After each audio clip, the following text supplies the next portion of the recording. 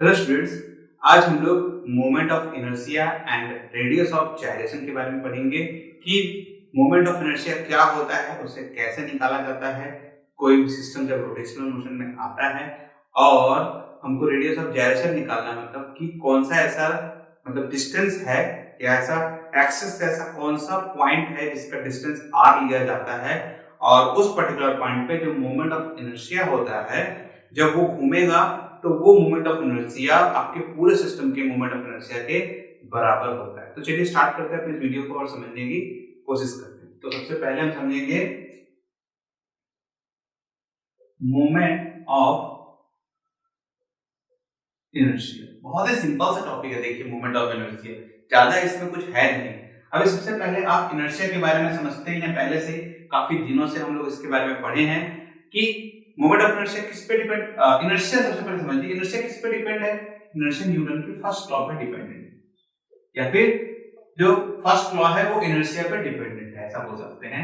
First law क्या बोलता है कि अगर कोई बॉडी रेस्ट पोजीशन पे है तो वो रिमेनिंग रेस्ट रहेगा, वो मोशन को रेजिस्ट करेगा, या फिर बोल सकते हैं कि कोई बॉडी अगर मोशन में है तो वो रेस्ट में आने को रेजिस्ट करेगा।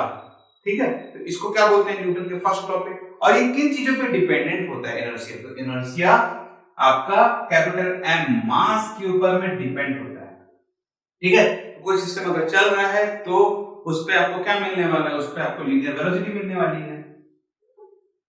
तो लीनियर वेलोसिटी, अगर कोई बॉडी रेस्ट पे है तो लीनियर वेलोसिटी उसकी जीरो हो जाएगी उस पर्टिकुलर पॉइंट पे। कोई बॉडी अगर मोशन में है तो उसकी लीनियर वेलोसिटी रिमेन कांस्टेंट रहने वाली है। ठीक है, या फिर उसमें जो भी चेंज आएगा, जो भी चेंज आए तो उसकी वेलोसिटी चेंज भी हो सकती है, इसमें ऐसा कुछ नहीं है। तो क्या चीज ऐसा है जो चेंज ना हो? इनर्शिया कहां से आया? तो इनर्शिया मास से आया। बॉडी अगर रेस्ट पे है तब भी उसका मास उतना ही रहने वाला है, बॉडी अगर मोशन में है तब भी उसका मास उतना का उतना ही रहने वाला है। तो ऐसा वेरिएबल, या फिर बोल सकते हैं ऐसा कुछ चीज जो कि चेंज ना हो मोशन पे आने के बाद भी, और वही होता है इस लीनियर मोशन पे इनर्शिया, जो कि मोशन पे आने के बाद भी चेंज ना हो। तो वो ऐसा क्या चीज है? ऐसा सिर्फ और सिर्फ मास। ठीक है, इसी को रिलेट करके हम चलेंगे मोमेंट ऑफ इनर्शिया पे। ठीक है, देखिए किस टाइप से। मान लीजिए कि हमारे पास में ये एक एक्सिस है, इस एक्सिस पे एक सिस्टम है जो रोटेट कर रहा है। ठीक है, अब इस सिस्टम पे अलग अलग पार्टिकल है। मान लीजिए कि यहाँ पास में m1 पार्टिकल है, यहाँ m2 पार्टिकल है, यहाँ m3 पार्टिकल है। तो जब ये इस एक्सिस के चारों तरफ घूमेगा तो इस पे कुछ ना कुछ हमको काइनेटिक एनर्जी मिलके आने वाली है, जिसको हम लोग रोटेशनल काइनेटिक एनर्जी बोलते हैं, क्योंकि वो रोटेट हो रहा है। नॉर्मली आप काइनेटिक एनर्जी भी बोल सकते हैं, कोई इसमें प्रॉब्लम बिल्कुल भी नहीं है। ठीक है, फॉर्मूला क्या निकल के आने वाला है? तो नॉर्मल काइनेटिक एनर्जी का फॉर्मूला होता है लीनियर वाले का हाफ एम वी स्क्वायर। ठीक है, ठीक। अभी देखिए यहाँ एक पार्ट मास m है, तो मान लीजिए कि जब ये रोटेट करना चालू होता है तो इसके पास में लीनियर प्लस रोटेशनल दोनों पॉइंट आता है। एक पॉइंट, क्योंकि देखिए ये अपनी जगह से शिफ्ट हुआ तो इस पे लीनियर पॉइंट आया, मतलब लीनियर वेलोसिटी इसके पास में है। और ये बॉडी, ये जो पॉइंट है ये ऐसे रोटेट हो रहा है इस एक्सिस पे, तो इस पे एंगुलर वेलोसिटी भी आ रही है। आ रही कि नहीं आ रही है? ठीक, देखिए अभी इसका लीनियर वेलोसिटी, इसका लीनियर वेलोसिटी, इसका लीनियर वेलोसिटी, यहाँ पास में कोई पार्टिकल है इसका लीनियर वेलोसिटी, यहाँ पास में इसका पार्टिकल है लीनियर वेलोसिटी, सभी का लीनियर वेलोसिटी अलग अलग है। इसको आप याद रखिएगा, क्योंकि देखिए ये एक्सिस है, ये एक रिजिड बॉडी है। रिजिड बॉडी होने के कारण कोई पार्टिकल अलग से नहीं जाने वाला है। ठीक है, तो ये जितना मूव करेगा ये भी मूव करेगा। तो अगर कोई पार्टिकल यहाँ पास में है, कोई पार्टिकल अगर दूर में है, तो ये यहां से इस पॉइंट पे यहाँ था और ये वाला पार्टिकल अभी यहाँ था, तो ये रोटेट होके यहाँ गया, तो ये रोटेट होके यहाँ आया, इसने ज्यादा डिस्टेंस को ट्रैवल किया है। समझ रहे हैं? तो इसका मतलब ये नहीं है कि इसकी वेलोसिटी ज्यादा नहीं होगी। देखिए इसकी वेलोसिटी लीनियरली ज्यादा होगी एज कंपेयर टू दिस, क्योंकि इसको कम डिस्टेंस ट्रैवल करना है, इसको ज्यादा डिस्टेंस ट्रैवल करना है। तो इसमें कांस्टेंट क्या टर्म रहने वाला है? इसमें कांस्टेंट रहेगा एंगुलर वेलोसिटी, w। क्योंकि हम रोटेशनल की बात कर रहे हैं, ठीक है। तो रोटेशनल पॉइंट पे देखिए, ये यहां था, ये यहां चला गया, इसका एंगल डेल फाई ले लीजिए। ये यहां था, ये यहां चला गया, इसका एंगल डेल फाई ले लीजिए। तो अगर डेल टी समय पे ये यहां से यहां गया है, तो उतने ही डेल टी समय पे वो यहां से यहां गया होगा, ठीक है। तो इसको ऐसे समझिए, कोई पॉइंट अगर यहां से यहां गया, ये ऐसा है, और कोई पॉइंट यहां से यहां चला गया, देखिए। तो देखिए, इसने ज्यादा डिस्टेंस ट्रैवल किया, इसने कम डिस्टेंस ट्रैवल किया, पर एंगल जो डेल फाई है वो तो सेम है। और W का फॉर्मूला क्या होता है? Del phi by del t. W मतलब ओमेगा, ओमेगा का फॉर्मूला क्या होता है? डेल फाई बाय dt, क्योंकि एंगुलर वेलोसिटी हर पार्टिकल का हमको सेम मिलने वाला है, तभी तो ये रिजिड बॉडी कहलाएगा, नहीं तो रिजिड बॉडी तो कहलाने वाला ही नहीं है। अगर इसका एंगुलर वेलोसिटी चेंज हो गया तो ये रिजिड बॉडी के अंदर में बिल्कुल भी नहीं आने वाला, ठीक है। ठीक, तो रोटेशनल काइनेटिक एनर्जी इसकी कितनी होगी? तो रोटेशनल काइनेटिक एनर्जी इसी तरीके से निकालते हैं, half m v square, okay, ठीक है। एम कौन सा है? एम आई ले लीजिएगा यहां पास। तो अभी ये एक पार्टिकल का है, ठीक है, तो उसकी वेलोसिटी भी कुछ होगी, वी आई मान लीजिए, ठीक है। तो पूरे सिस्टम का अगर मैं निकालूं तो समेशन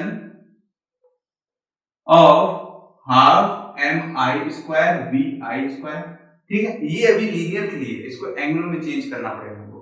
तो v इक्वल टू आर डब्ल्यू होता है, एक होता है, ठीक है। पुट करके यहां पर इसमें, तो ये आएगा half M I square, we I का मतलब आर आई का स्क्वायर डब्ल्यू स्क्वायर, ठीक है।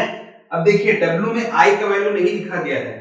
लीनियरली हर पार्टिकल की लीनियर वेलोसिटी अलग हो सकती है, बट इसके एंगुलर वेलोसिटी तो सेम ही मिलने वाली है हमको। इस तरीके से मैंने आपको बता चुका हूं ये बात, ठीक है।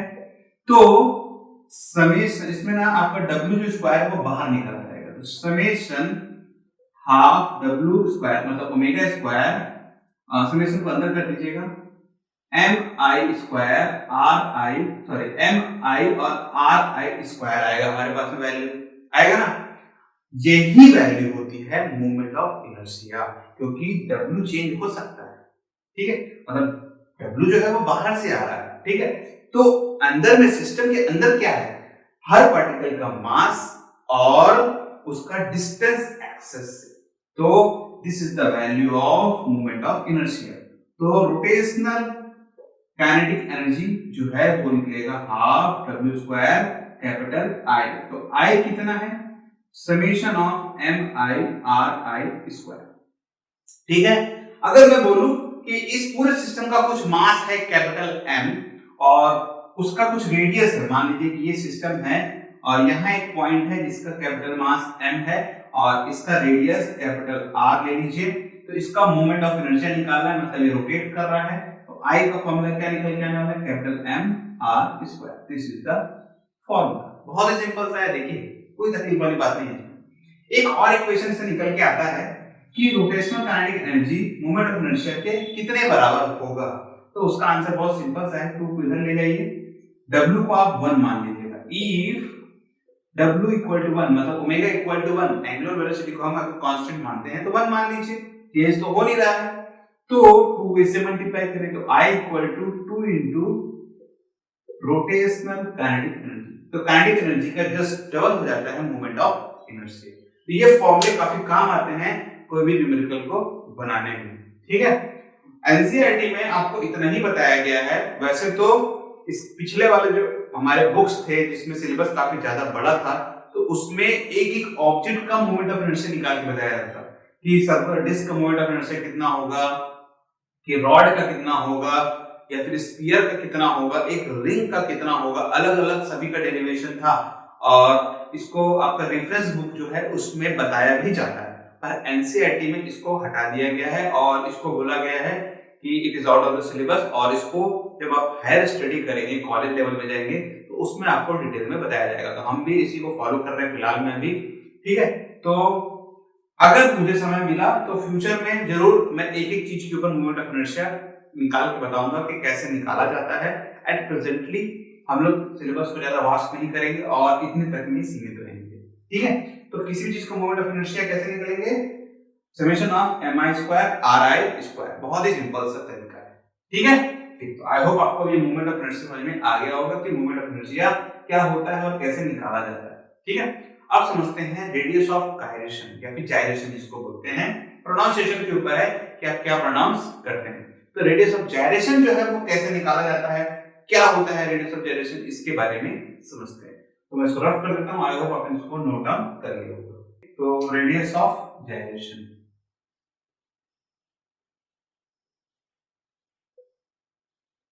बहुत ही सिंपल सा है, ज्यादा इसमें कुछ नहीं है। देखिए एक बार में मेरे को लगता है आपको समझ में आ जाना चाहिए आराम से एकदम। तो मान लीजिए कि एक एक्सेस है मेरे पास में और इस एक्सेस के चारों तरफ एक सिस्टम घूम रहा है। तो इसका हर पार्टिकल का एक मास होता है। तो मान लीजिए कि इस पार्टिकल का मास m1 है, इस पार्टिकल का मास m2 है, इसमें काफी सारे पार्टिकल हैं। ठीक है, हम सारे पार्टिकल्स को नहीं ले रहे हैं। इसका रेडियस यहां से r1, इसका रेडियस r2 और इसका रेडियस r3। जब ये सिस्टम घूमेगा, ठीक है, इस एक्सिस के चारों तरफ में, तो इसका मोमेंट ऑफ इनर्शिया कुछ निकल के आएगा। तो क्या निकल के आएगा moment of inertia, m1 r1 square plus m2 r2 square up to m2 mn rn square. Number of particles के ऊपर में डिपेंड करता है। ठीक है, अब ये एक सिस्टम है, हर पार्टिकल का जो मास है उसे अगर हम कांस्टेंट मान लें तो m1 m2 up to mn को हम m मान लेते हैं। तो इसमें से m जो टर्म है वो कांस्टेंट निकलने के कारण बाहर निकाल लीजिए।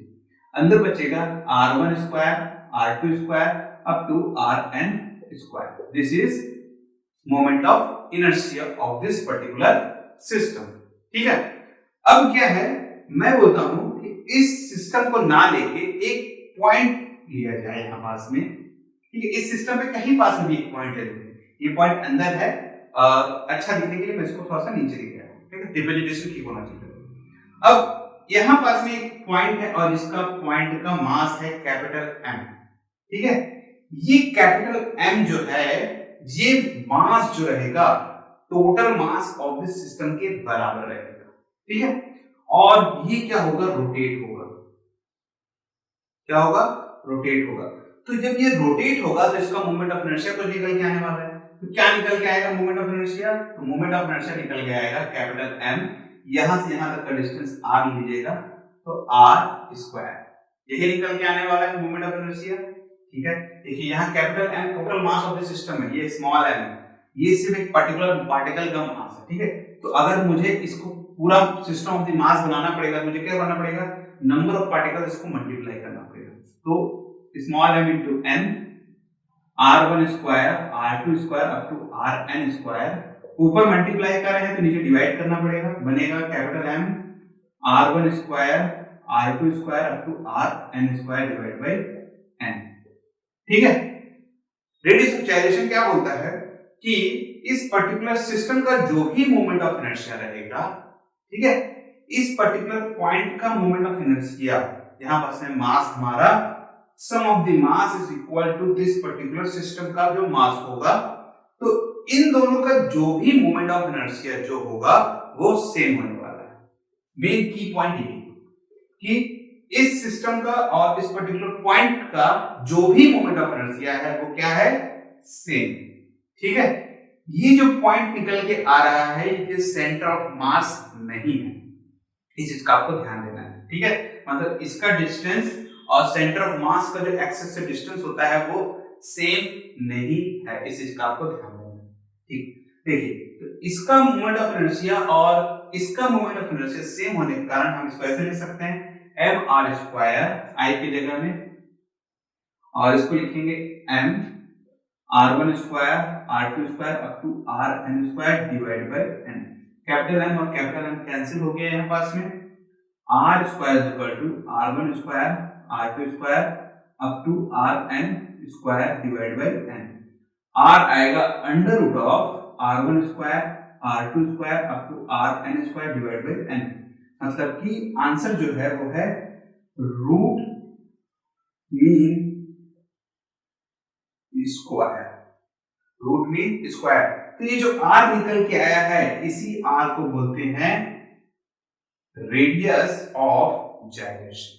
ठीक है, मतलब हमको नहीं मालूम ना कि ये r कितना है, तो वो r निकालने का क्या तरीका है कि इस पूरे मास का, इस पूरे सिस्टम पे जो भी पार्टिकल है सभी के रेडियस का रूट मीन स्क्वायर निकाल लिया जाए, ठीक है, तो वो जो भी वैल्यू हमको मिलेगी वही मिलेगा रेडियस ऑफ जाइरेशन, वही मिलेगा रेडियस ऑफ जाइरेशन। मतलब कि उस पर्टिकुलर पॉइंट पे, मतलब एक्सिस से वहां तक के डिस्टेंस पे जो भी मास रहेगा वो जब घूमेगा तो उसका मोमेंट ऑफ इनर्शिया इस पूरे सिस्टम के मोमेंट ऑफ इनर्शिया के बराबर रहने वाला है, ठीक है। बहुत सिंपल सा चीज है, रूट मीन स्क्वायर। तो क्वेश्चन ये भी आता है कि क्या सर ये आर जो निकल के आया रूट मीन स्क्वायर, यही डिस्टेंस आपका सेंटर ऑफ मास के लिए भी लिया जाएगा, मतलब पूरे सिस्टम में तो उसका सेंटर ऑफ मास भी निकाला जाता है ना, तो क्या सर यही रूट मीन स्क्वायर है? तो आंसर है नहीं। तो रूट मीन स्क्वायर सिर्फ और सिर्फ रेडियस ऑफ जाइरेशन के लिए निकला जाता है। सेंटर ऑफ मास का अगर आपको डिस्टेंस को निकालना है तो आपको नॉर्मल एवरेज निकालना पड़ेगा। एवरेज कैसे? r1 plus r2 up to rn divide by n। आप एक नॉर्मल मीन वैल्यू निकालेंगे तो वो जो मीन वैल्यू मिलेगा, क्योंकि जो सेंटर ऑफ मास होता है वो डिस्ट्रीब्यूशन ऑफ द सिस्टम होता है, पर रेडियस ऑफ जाइरेशन जो होता है वो खाली मास पे डिपेंडेंट नहीं होता है। देखिए तो ये किस पे डिपेंडेंट है? Root mean square. तो आपका रेडियस ऑफ जाइरेशन जो होता है वो सिस्टम का स्ट्रक्चर, एक्सेस से सिस्टम का जो दूरी है उस पे, और डायमेंशन उसका किस टाइप से है, इन सभी चीजों पे डिपेंडेंट होता है। पर सेंटर ऑफ मास इन चीजों पे डिपेंड नहीं करता। सेंटर ऑफ मास सिर्फ और सिर्फ उसके मास के डिस्ट्रीब्यूशन पे डिपेंड करता है, ठीक है। तो इस पर्टिकुलर एक्सिस से सेंटर ऑफ इसका जो कोई रिलेशन ज्यादा नहीं होता, ठीक है। तो रेडियस ऑफ जाइरेशन का रिलेशन किस किस चीजों से है? स्ट्रक्चर ऑफ द सिस्टम, ठीक है, डिस्टेंस फ्रॉम द एक्सिस, और किस टाइप से उसका नेचर है, इन सभी चीजों पे वो डिपेंड करता है, ठीक है। ठीक है, तो रेडियस ऑफ जाइरेशन की आई होप आपको अब समझ में आ रहा होगा। मोमेंट ऑफ इनर्शिया का भी काफी ज्यादा यूज है हमारे इंडस्ट्रियल एरिया में, चाहे वो पावर जनरेशन से ले लीजिए, टरबाइन जब घूमता है उस पर एक फ्लाई व्हील लगाया जाता है। आपने गन्ना रस देखा होगा कि जब गन्ना का जब रस निकला जाता है उसमें मशीन पे बड़े बड़े व्हील लगाए जाते हैं, तो वो व्हील जो होता है वो काफी ज्यादा हेल्प करता है गन्ने के जो मशीन है उसको घुमाने में। अगर वो व्हील ना लगाया जाए तो जो रोटेशन है वो उतने अच्छे से ना हो पाए, मतलब उसको ज्यादा ताकत लगेगा। तो अगर व्हील को आप बड़ा कर देंगे, देखिए होंगे इतना बड़ा बड़ा व्हील लगाया जाता है, फ्लाई व्हील उसको बोलते हैं, तो वो काफी ज्यादा हेल्प करता है। समझ लीजिए कि एक व्हील है, एक मोटा, एक आप ऐसे सर्कल ले लीजिए कुछ भी, ठीक है, और उसको आप हाथ से ऐसे घुमाइए, थोड़ी देर बाद वो रुक जाए। अब उसके एक शाफ्ट पे आप एक बड़ा सा व्हील लगाइए और फिर घुमाइए, तो बिकॉज ऑफ उसका जो व्हील है, उसका जो वेट है, मास है, वो मास उसको ज्यादा रोटेशन पे लेके आएगा। तो यहाँ पास में क्या वर्क किया? Movement of inertia, mass relation में आ गया उससे, ठीक है। तो कोशिश ये रहता है कि उस व्हील का जो भी मास है वो उसके आउटर सरफेस पे ज्यादा कॉन्संट्रेट करे, तो जिसके कारण जो रोटेशन है वो ज्यादा से ज्यादा हो पाए और हमें ज्यादा से ज्यादा हेल्प मिल पाए। मूवमेंट ऑफ इनर्शिया, ऐसे काफी सारे ढेर सारे एग्जांपल है, ठीक है। तो अगर आपके मन में भी कोई ऐसा है, आपके मन में ऐसा लग रहा है कि यहाँ भी मूवमेंट ऑफ इनर्शिया वर्क करता है, वहां भी मूवमेंट ऑफ इनर्शिया वर्क करता है, तो कमेंट सेक्शन में मुझे जरूर बताइएगा। या फिर ऐसा टॉपिक आपको मिल गया जिस पे आपको कोई तकलीफ आ रहा है, कोई प्रॉब्लम आ रहा है, तो कमेंट सेक्शन में आप मुझे पूछ सकते हैं। अगर कमेंट सेक्शन के थ्रू पॉसिबल हुआ तो मैं उसको आपको बता दूंगा, और अगर नहीं हुआ तो एक सेपरेट वीडियो हम लोग उस पर बना देंगे और उस पर भी हम लोग डिस्कस करेंगे कि वो टॉपिक पे उसको कैसे सॉल्व किया जाएगा, ठीक है। तो ठीक है, इस वीडियो को यही क्लोज करते हैं। आई होप आपको ये टॉपिक अच्छे समझ में आ गया होगा। तो अगर आपको ये वीडियो अच्छा लगा है तो इसे लाइक और शेयर जरूर कर दीजिएगा, और अगर अभी तक हमारे चैनल से आप नहीं जुड़े हैं तो नीचे दिए गए लाल बटन को दबा के हमारे चैनल से जुड़ सकते हैं। Thank you for joining this video. आपका दिन शुभ रहे।